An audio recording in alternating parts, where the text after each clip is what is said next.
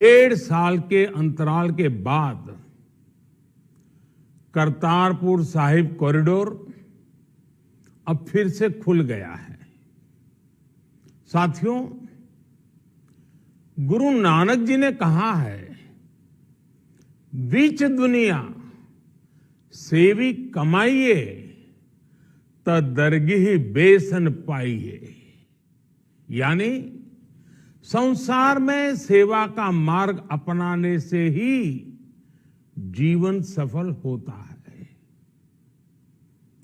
हमारी सरकार इसी सेवा भावना के साथ देशवासियों का जीवन आसान बनाने में जुटी है। न जाने कितनी पीढ़ियां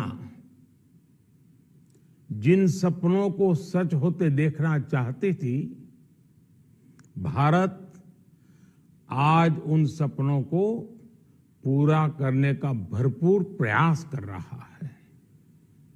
साथियों, अपने 5 दशक के सार्वजनिक जीवन में मैंने किसानों की परेशानियों को, उनकी चुनौतियों को बहुत करीब से देखा है, महसूस किया है। इसलिए जब देश ने मुझे 2014 में प्रधानमंत्री के रूप में सेवा का अवसर दिया, तो हमने कृषि विकास, किसान कल्याण को सर्वोच्च प्राथमिकता दी। साथियों, इस सच्चाई से बहुत लोग अनजान हैं कि देश के 100 में से 80 किसान छोटे किसान हैं। उनके पास 2 हेक्टेयर से भी कम जमीन है। आप कल्पना कर सकते हैं, इन छोटे किसानों की संख्या 10 करोड़ से भी ज्यादा है।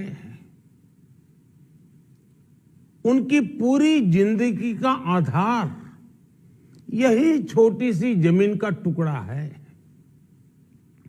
यही उनकी जिंदगी होती है।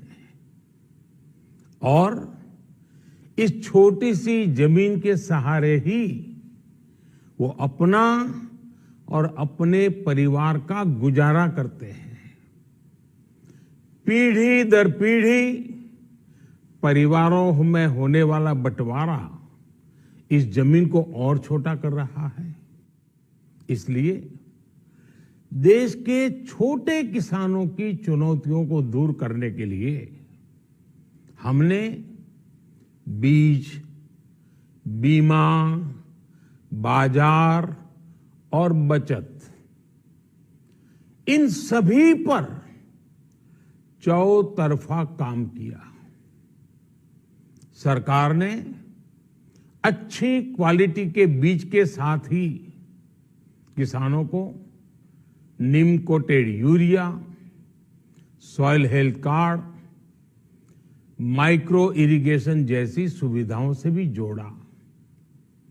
हमने 22 करोड़ सॉइल हेल्थ कार्ड किसानों को दिए और इस वैज्ञानिक अभियान के कारण एग्रीकल्चर प्रोडक्शन भी बढ़ा। साथियों, हमने फसल बीमा योजना को अधिक प्रभावी बनाया। उसके दायरे में ज्यादा किसानों को लाए। आपदा के समय ज्यादा से ज्यादा किसानों को आसानी से मुआवजा मिल सके, इसके लिए भी पुराने नियम बदले। इस वजह से बीते 4 साल में 1 लाख करोड़ रुपए से अधिक का मुआवजा हमारे किसान भाई बहनों को मिला है। हम छोटे किसानों और खेत में काम करने वाले श्रमिकों तक बीमा और पेंशन की सुविधाओं को भी ले आए। छोटे किसानों की जरूरतों को पूरा करने के लिए सीधे उनके बैंक खातों में 1,62,000 करोड़ रुपए ट्रांसफर किए, सीधे उनके खाते में। साथियों, किसानों को उनकी मेहनत के बदले उपज की सही कीमत मिले, इसके लिए भी अनेक कदम उठाए गए। देश ने अपने रूरल मार्केट इंफ्रास्ट्रक्चर को मजबूत किया। हमने एमएसपी तो बढ़ाई है, साथ ही साथ रिकॉर्ड सरकारी खरीद केंद्र भी बनाए। हमारी सरकार द्वारा की गई उपज की खरीद ने पिछले कई दशकों के रिकॉर्ड तोड़ दिए हैं।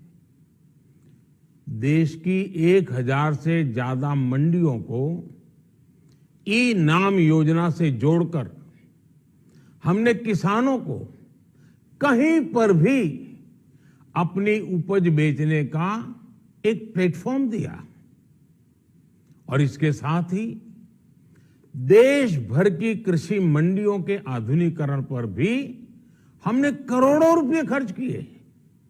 साथियों, आज केंद्र सरकार का कृषि बजट पहले के मुकाबले 5 गुना बढ़ गया है।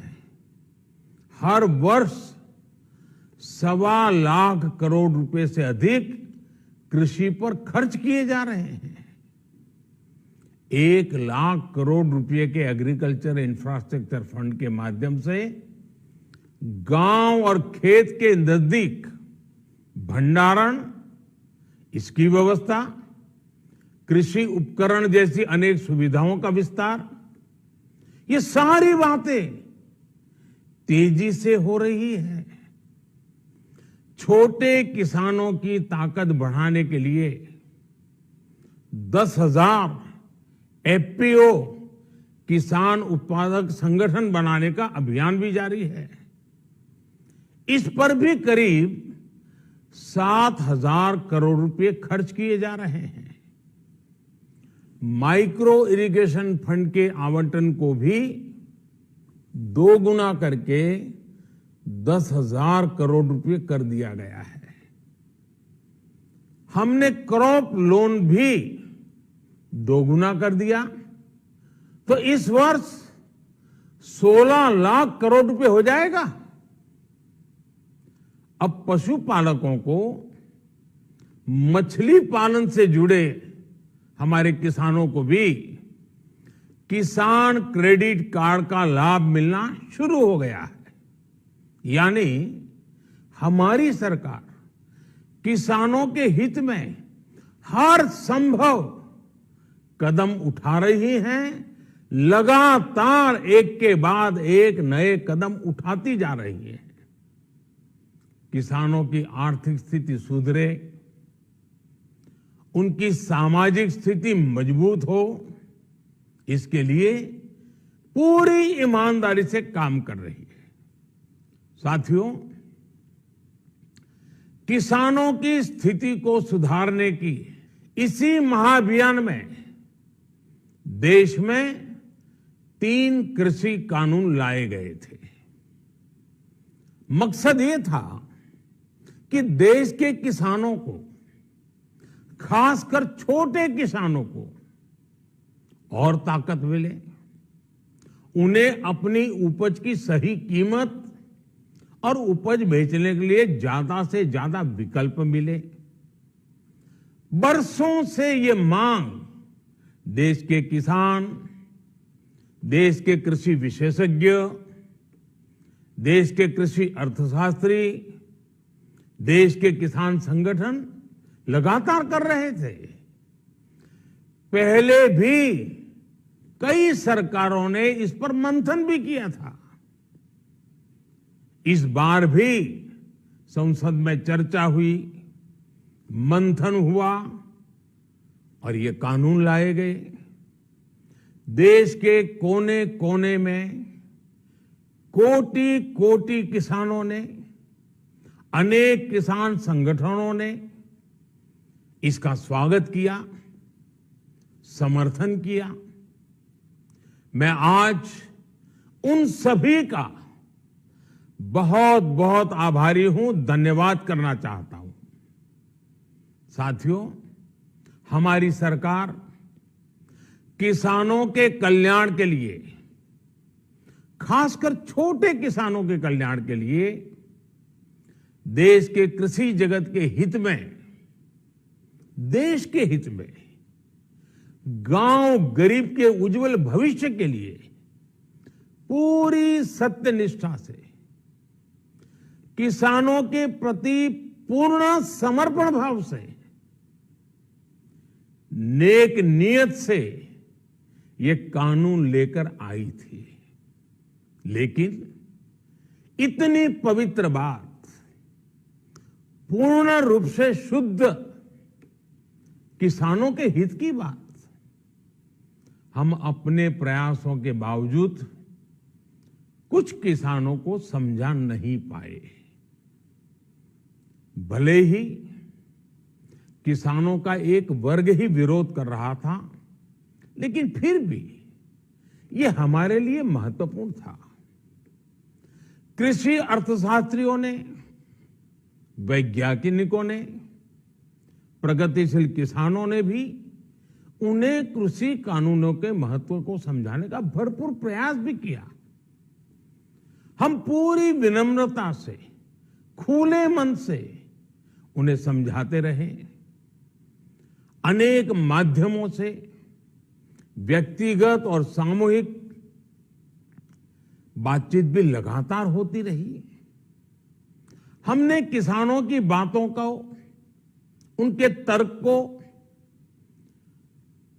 समझने में भी कोई कोर कसर बाकी नहीं छोड़ी।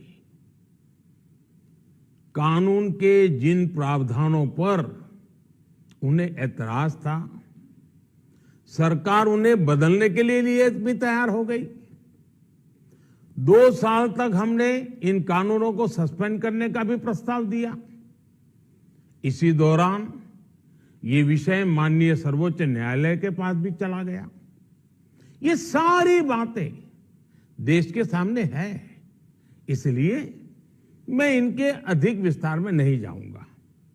साथियों, मैं आज देशवासियों से क्षमा मांगते हुए सच्चे मन से और पवित्र हृदय से कहना चाहता हूं कि शायद हमारी तपस्या में ही कोई कमी रही होगी, जिसके कारण दिए के प्रकाश जैसा सत्य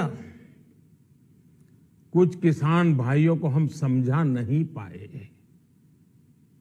आज गुरु नानक देव जी का पवित्र प्रकाश पर्व है। ये समय किसी को भी दोष देने का नहीं है। आज मैं आपको, पूरे देश को ये बताने आया हूं कि हमने 3 कृषि कानूनों को वापस लेने का, रिपील करने का निर्णय लिया है। इस महीने के अंत में शुरू होने जा रहे संसद सत्र में, इसी महीने में, हम 3 कृषि कानूनों को रिपील करने की संवैधानिक प्रक्रिया को पूरा कर देंगे। साथियों, मैं आज अपने सभी आंदोलनरत किसान साथियों से आग्रह कर रहा हूं, आज गुरु पर्व का पवित्र दिन है। अब आप अपने अपने घर लौटे, अपने खेत में लौटे, अपने परिवार के बीच लौटे। आइए एक नई शुरुआत करते हैं, नए सिरे से आगे बढ़ते हैं। साथियों, आज ही सरकार ने कृषि क्षेत्र से जुड़ा एक और अहम फैसला लिया है। 0 बजट खेती यानी प्राकृतिक खेती को बढ़ावा देने के लिए, देश की बदलती आवश्यकताओं को ध्यान में रखकर क्रॉप पैटर्न को वैज्ञानिक तरीके से बदलने के लिए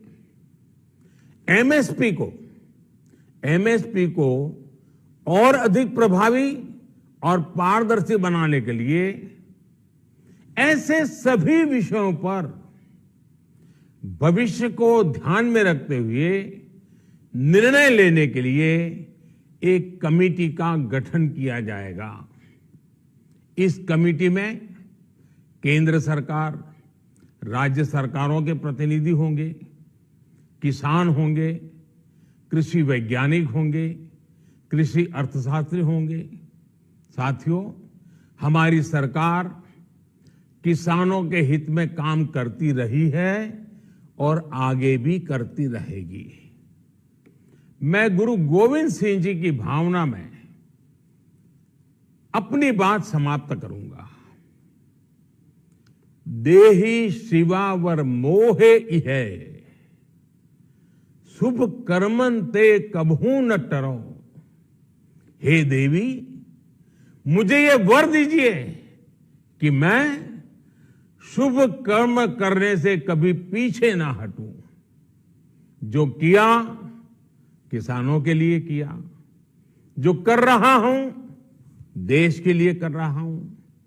आप सभी के आशीर्वाद से मैंने मेहनत में पहले भी कोई कमी नहीं की थी। आज मैं आपको विश्वास दिलाता हूं कि अब और ज्यादा मेहनत करूंगा ताकि आपके सपने साकार हो सके, देश के सपने साकार हो सके। आपका बहुत बहुत धन्यवाद। नमस्कार।